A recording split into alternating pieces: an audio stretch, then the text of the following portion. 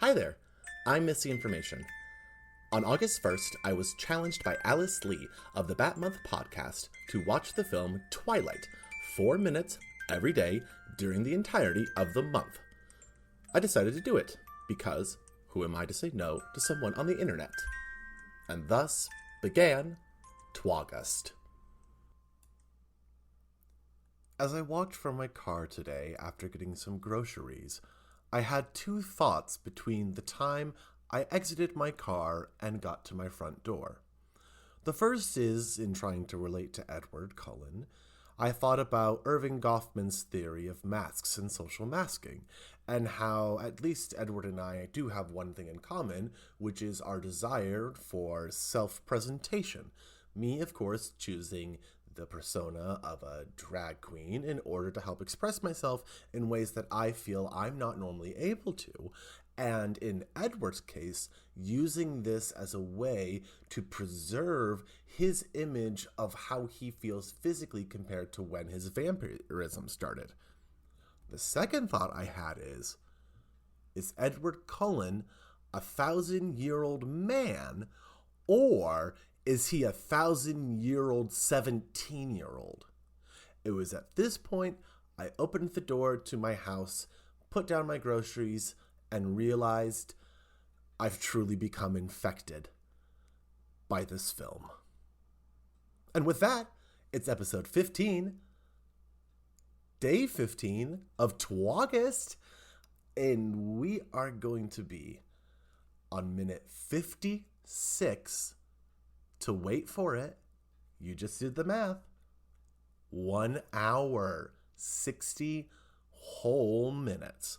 We're going to be at the halfway point, and then after that, it will be time to decompress with a 2-week recap. I'm so excited.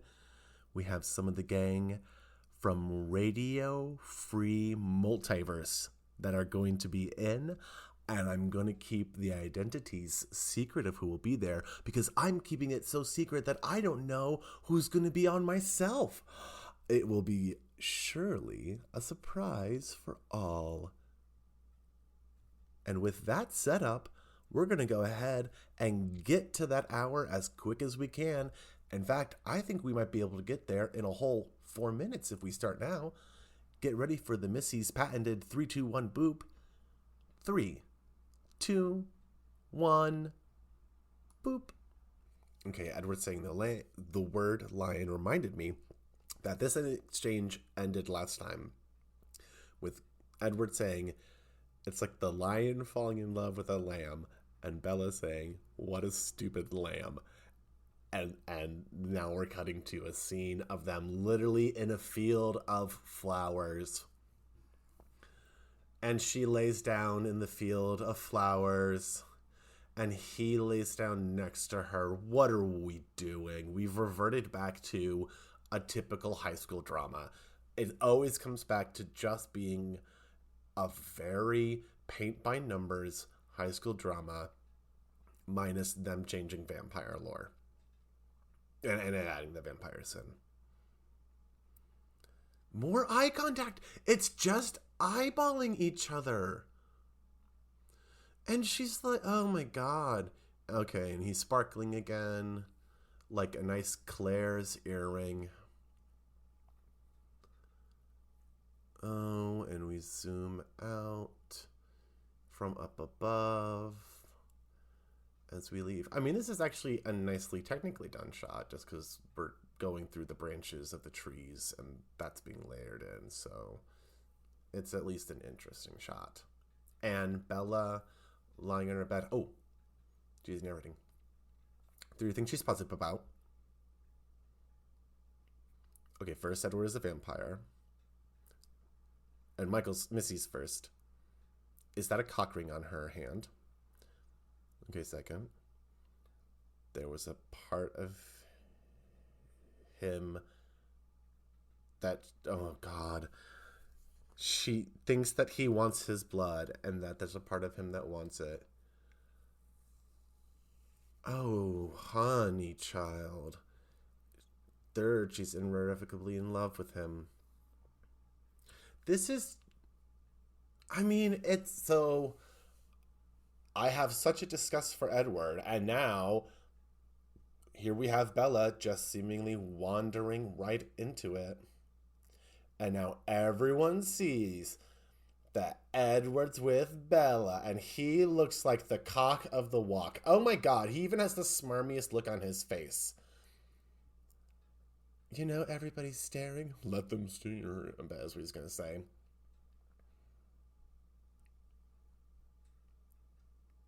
Uh-huh.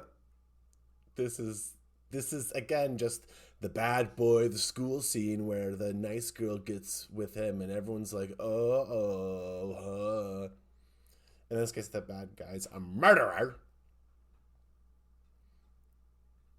So does the person have to be dying to become like a vampire? Bella, that's your question. Uh, okay, now we're. Oh, okay. So 1918 is when he became a vampire during the Spanish influenza. Damn, I wonder how many people with COVID were given vampirism according to the rules of this. So it's. Wait, okay. So he got bit by some Dr. Daddy, and once you taste the blood, it's almost impossible. So is vampirism now also a metaphor for substance addiction? We're at an hour mark. We're at an hour mark midway through. Finally, more revelation about Edward and his past. Oh, halfway. Got a lot to think about. I got a lot to think about now. The implications of unconsensual vampirism and how it now seems like I don't know. I'm trying to wonder if there's a layer of like cycle of abuse thing going on in here. And this would be assuming that having vampirism is not necessarily the reason of the abuse. It's the way of giving someone something without their consent regardless. That's just the aspect of it is consent. And like you could argue, oh well, he saved his life and he would have died otherwise. And it's like, well, yeah, but now he's like stuck being a 17-year-old perving on high school girls when he's had almost a century's worth of experience to like, you know better, I guess, is where I'm at. I, Edward should know better. Bella should know better. Both of them now careening towards a relationship that is based on trauma and based on both of them having holes they need filled. No, not like that. It's not that kind of show. Remember, this has no sexuality in it. It has sensuality. Lots of eye banging, and that's where the line is. So now that we're here and Bella is clearly asking probing questions to where she's already this early on in the relationship considering that for her self-worth to arrive, she needs to possibly change herself to become something more appealing to a man. And something so fundamental, that being her a human condition. Are vampires human? I'm going to say no, but humanoids, obviously. Hmm. I'm really interested how bad it gets for them in just by this next hour. It's I don't feel I'm normally a very optimistic person in general, but this has given me no reason to be over optimistic about their chances. Again, even though I know how this ends, this is how uh, filtering this through the lens of knowing that they end up together still, I think, is the aspect that messes my viewing experience of this up the most. I don't know if I didn't know they would end up together, if then I'd be looking at it of there's a possible out. They're not going to, maybe Team Jacob pans out in the end. There's some tension there. But I'm just watching the origin story of a couple, and it's not pretty. And it's not pretty because of their actions, not from external factors that neither one of them, that, oh, they had bad things happen to them. I mean, they both individually had like bad things happen to them, but their relationship has only been affected so far by the choices of both of them. And it's, I mean, maybe if I had someone save my life twice, I would be talking differently. Like, I would have a completely different perspective. Although I say that, and my husband did save my life in many different ways, because he made me feel incredibly comfortable with my sexuality, which completely changed my identity and who I was, but in a way that allowed me to be what I already was. I don't know, does Bella already identify as a vampire? Is that where we're going with this? Oof. I have too many questions. Not enough are going to get answers before this halfway point. So I'm going to go ahead and pull the parachute out and say I'm going to float on down to the ground and end this episode with all the weight of these implications coming in with me to the recap. And it will give me a chance to, again, just clear my head and download all this data, all this data that is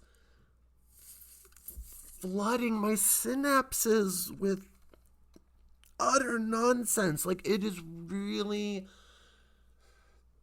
staring into infinite nothingness and trying to make some meaning of it. And there is none so far. Oh. I didn't realize that I'd be watching like something with the Seventh Seal level of existential drama, but Twilight, that's what you are to me right now. It's two people playing chess with death, but you are each other's death. All right, tomorrow, recap, and episode 16. Because we can't stop this train. No, a recap isn't going to stop us from moving on forward into that next hour. As always, love you and take care.